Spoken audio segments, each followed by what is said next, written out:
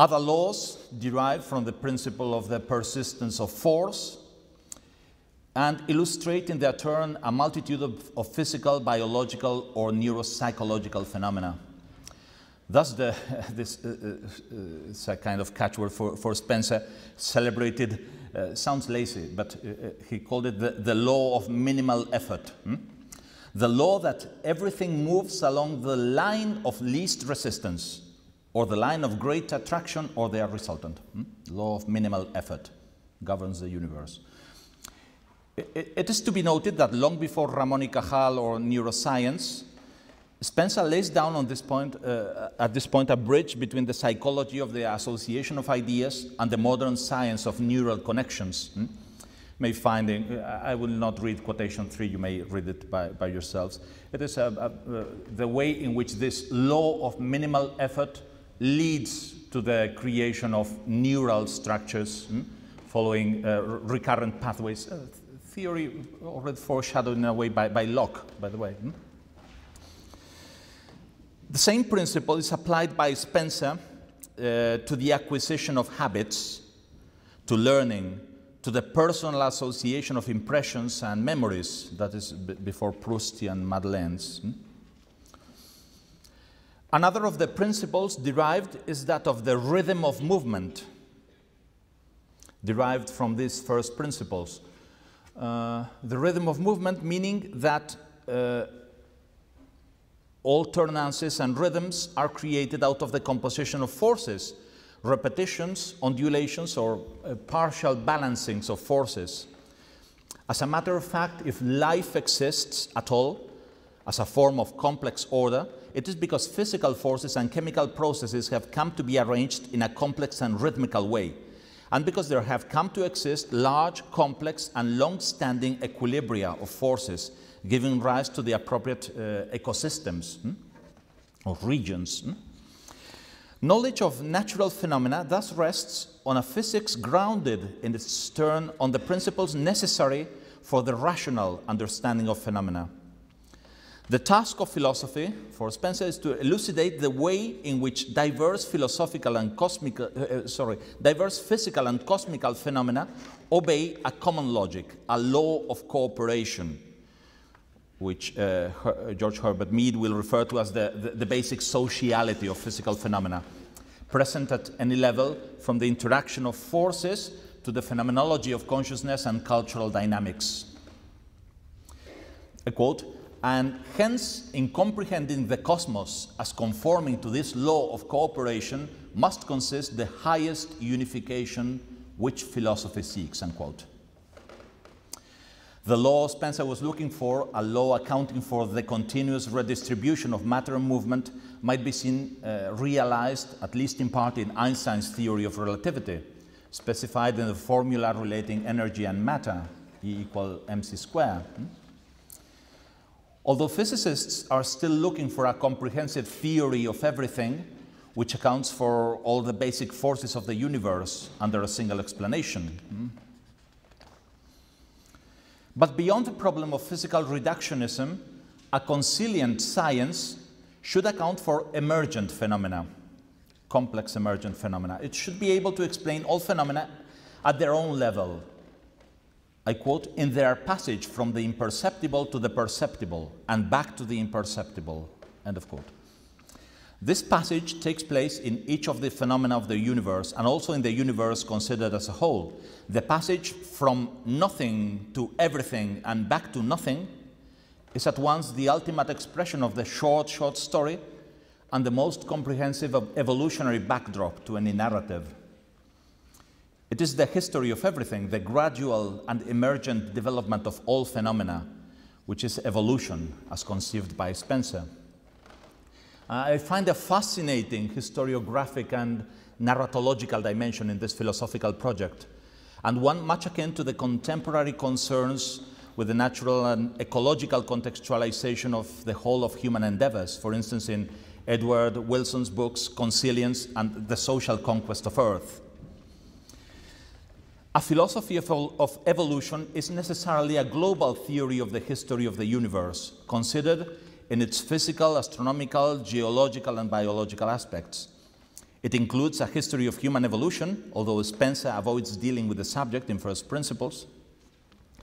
This evolutionary conception also provides a framework, a cognitive map, or an all-encompassing script for the narratives of human history, the development of cultures and societies, and of psychological and ideological phenomena. Recently, we have had, for instance, a spate of excellent documentaries popularizing this issue, notably those by Jacques Malater, which witnessed to a growing interest and consciousness on the educated audience about the need to connect cultural history and the history of civilization with an increased awareness of the origins and the ecological significance of the human phenomenon. Anthropology and cultural history find their appropriate perspective within this scope, as does the more specific disciplinary study of psychological, political, economic, and ideological phenomena in the various branches of the social sciences and the humanities. Any given phenomenon is understandable, on the one hand, as a manifestation of more basic principles, of which it is an emergent expression, and on the other, it becomes part of a wider interactional context. Thus, the history of specific phenomena, in their appearance and until their disappearance, is rooted on a wider history, the comprehensive framework of all effective histories. As to possible worlds or imagined histories, they are best approached initially as culturally situated fictions in the highly specific context of human communications. All this has a narrative dimension and many implications for the theory of narrative. In analyzing a story's narrative anchoring, we show how individual narratives are not a narratologically simple phenomenon. Rather, they are made up of many narrative layers and structures, processes, anecdotes, previous histories, archetypes, interpretive frames and scripts, virtual plots and side shadows. All of these find an anchoring in the narrative in question, which articulates, uses, or invokes them, but they can only do so through the link provided by the general narrativity of reality, that relational character of all evolutionary phenomena, the all-encompassing frame of temporal development, which can be conceptually grasped by evolutionary and consilient big histories, such as the one articulated by Spencer. The many ways such big histories of or contextualizing narrative frames are invoked or negotiated in any specific encounter or discourse should provide much matter for narratological analysis. Here I can only focus on my Spencer example as an instance of emergent narrativity in the context of evolutionary philosophy. Every time a narrative presupposes a given worldview, a given theory of reality, or a practical assumption of the way things are or are not, it is anchoring itself in such a narrative understanding of reality. Or if it does not do so explicitly, we must bring the anchoring to light in order to make sense of it. This is also the case every time a grand narrative is taken to be the background of a lived or narrated experience.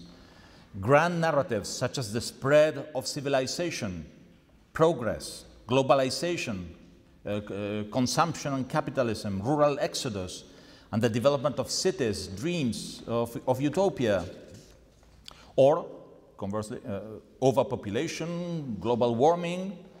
Perhaps we need an updated theory of myths, a contemporary and historicized anatomy of criticism to help us contextualize and historicize these narratives of spring, summer, crisis, and winter, which are at work structuring our discourse every time we do not hold our peace.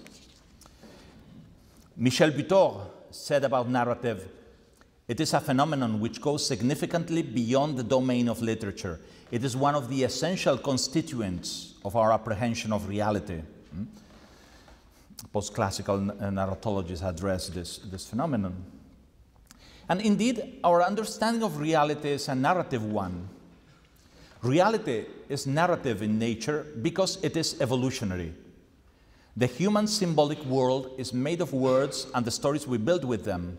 But there is a perceptual grounding both in words and in stories which ensures that our virtual world of symbols is not arbitrarily imposed on the real world. one may say that reality is a narrative, literally so, from the moment we have a brain to understand it. There is an intuitive cognitive projection of complex narrative frames in everyday experience, as well as in the production of narrative discourses and in their interpreters and critics. Now, elaborate intellectual articulations of this complexity, such as the one we find in Spencer's philosophy, build on this general narrativity of our experience and communication. We perceive the world as an ongoing process of transformation and change, integrated in its complexity and diversity, made up of analogies between temporal processes and obeying to observable regularities.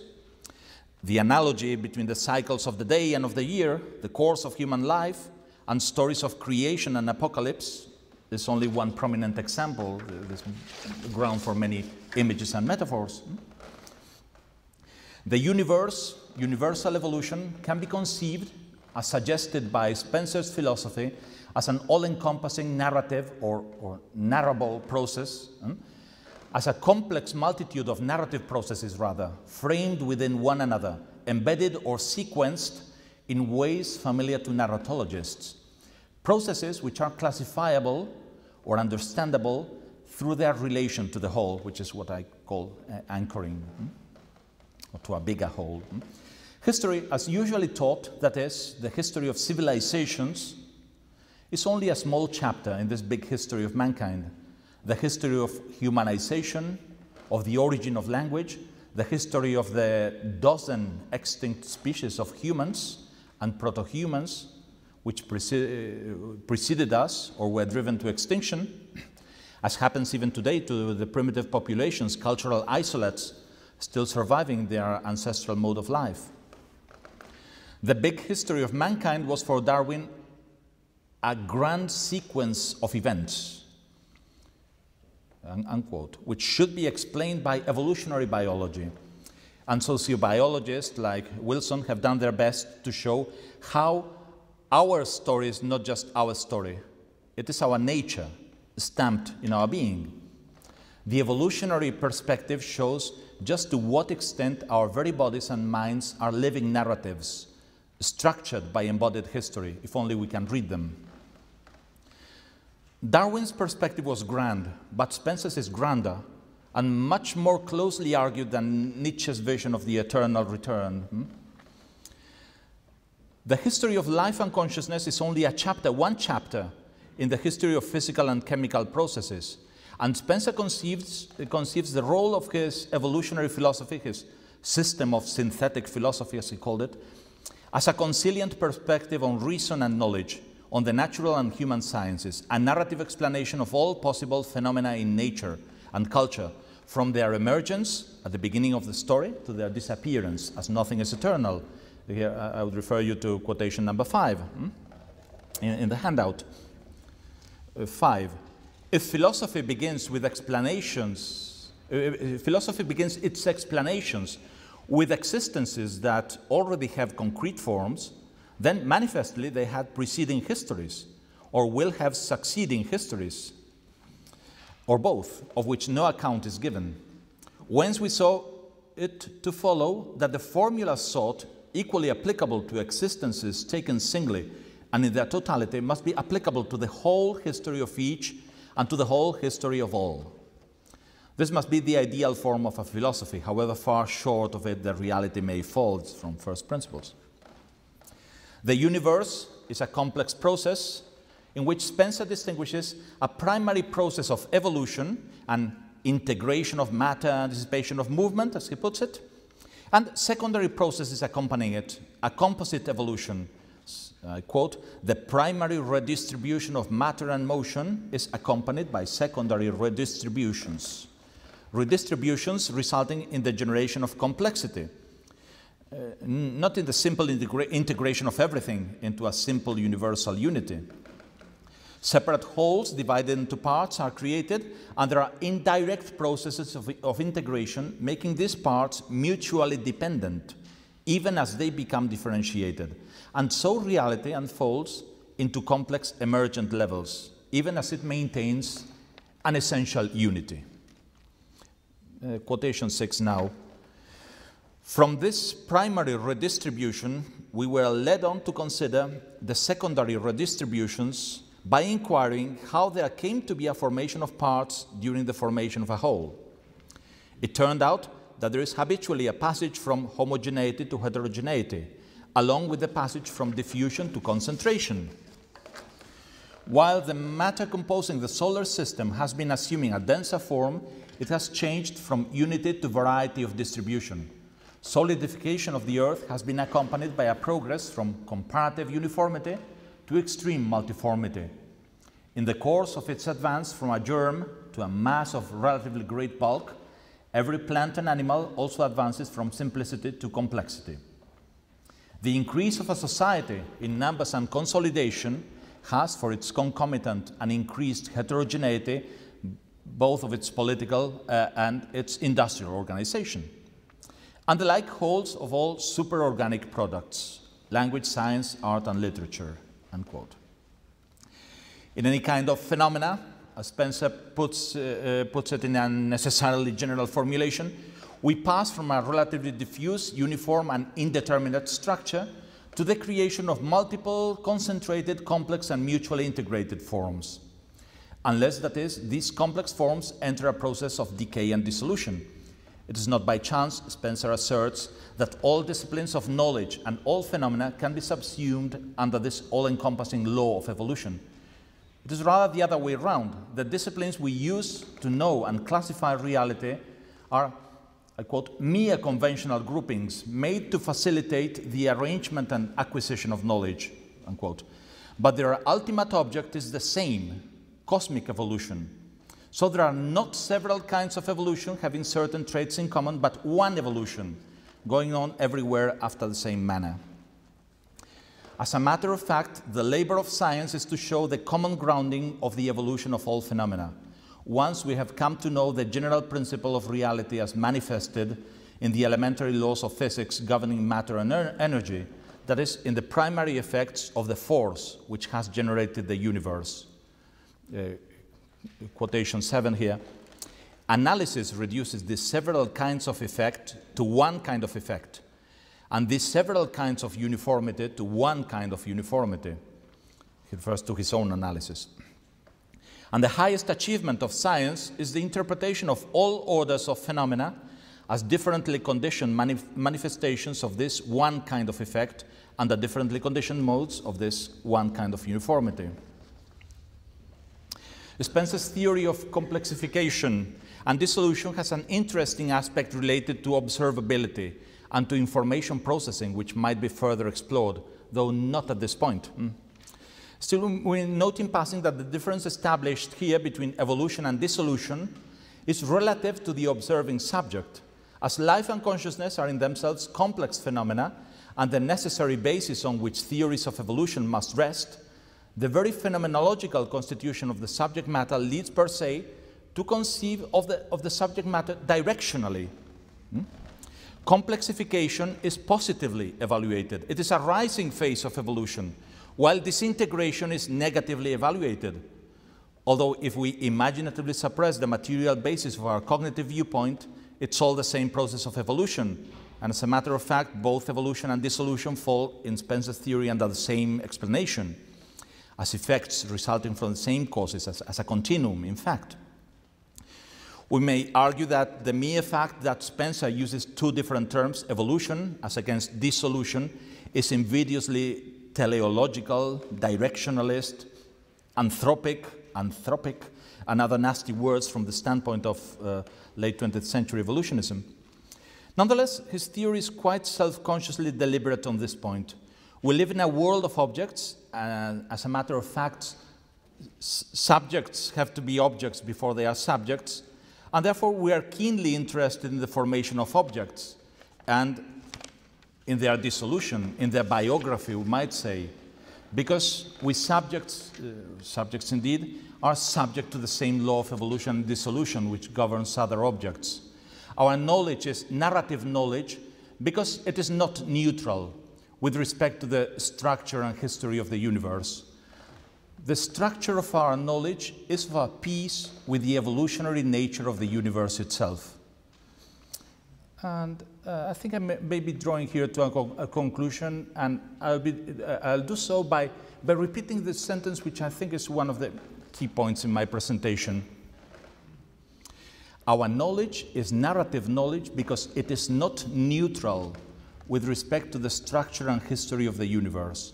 The structure of our knowledge is of a piece with the evolutionary nature of the universe itself. Understanding of narrative is therefore an essential cognitive tool in order to understand the universe and evolution. But understanding the universe and evolution, our evolution, is an essential cognitive tool in order to understand narrative. Thank you.